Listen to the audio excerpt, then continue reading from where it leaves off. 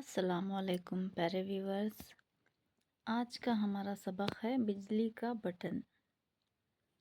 اس سے پہلے آپ کو میں یہ بتا دوں یہ کتاب کیوں اتنی کالی ہوئی پڑی ہے۔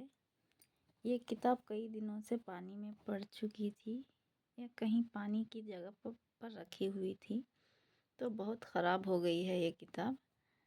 کسی ویور نے مجھ سے بہت پیار سے بک اپلوڈ کرنے کے لیے کہی تھی، تو اس میں صفحات بہت اچھے ہیں، اس لیے میں اس کے صفحات کنٹینیو کر رہی ہوں۔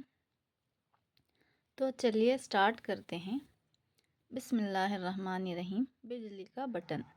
بجلی کا بٹن دیوار پر لگا ہے، جہاں دبایا خمخمی چمکنے لگی، سارا گھر روشن ہو گیا، اور جب ابھرا گپ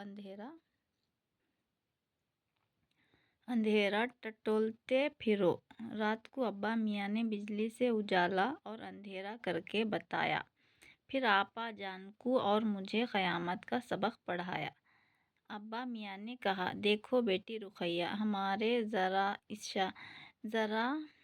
سے اشارے سے سارا گھر جگمگانے لگا اور ذرا سے اشارے سے اندھیرا ہو گیا۔ دنیا بھر کی روشنی خدا کے اختیار میں ہے۔ جب تک خدا چاہے گا اس دنیا میں اجالا رہے گا اور دنیا کے تمام کام چلتے رہیں گے، جانور بھاگتے رہیں گے، درخت ہرے بھرے رہیں گے، سورج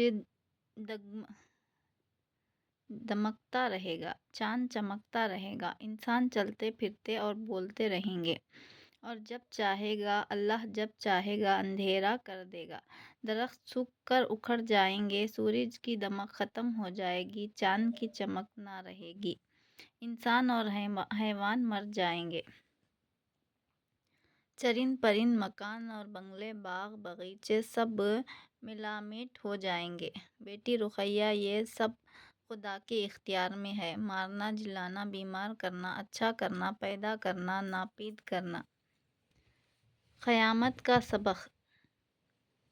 میں نے استانی سے پڑھا تھا مگر سمجھ میں نہ آیا تھا کہ آن کی آن میں یہ ساری دنیا کیوں کر تہس نہس ہو جائے گی۔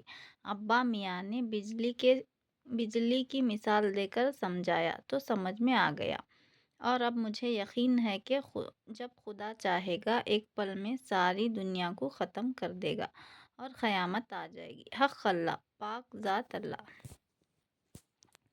تو آج کا ہمارا سبق یہیں پر ختم ہوتا ہے۔ دعاؤں میں ضرور یاد رکھیے گا۔ اللہ حافظ۔